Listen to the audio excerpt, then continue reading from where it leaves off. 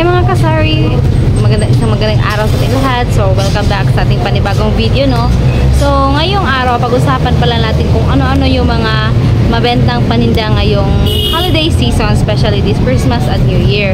So, maglaan talaga kayo ng pera para dyan, no? Kasi fast moving talaga yung mga items na yan ngayong Pasko. Number one yan is yung mga like yung mga condensed, yung mga cream, tapos mga evap, tapos soft drinks, mga soft drinks, mga inumin, tapos yung mga anong tawag nito, yung mga pansahog sa luto like mga tomato sauce, like yung other mga ano sa luto, at saka yung kalimutan yung mga candies and chocolates.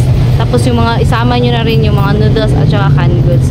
Sobrang mabenta niyan. Sobrang bilis talaga niyan ngayong Pasko. Kasi yung iba, pang regalo, lalo pa yung mga candies at saka yung mga chocolates.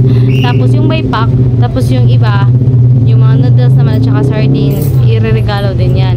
At saka lalo na yung mga soft drinks at saka mga inumin. So maglaan talaga kayo ng pera niyan kasi for sure talaga hindi matitingga yung ginagastos nyo na puhunan yan. Tapos, ano pa ba? At saka, depende din naman yan sa demand ng lugar nyo. So, yun lang naman yung mga na-observehan kong mabenta ngayong holiday season. So, thank you for watching and see you sa ating next vlog. Have a great day. Bye-bye!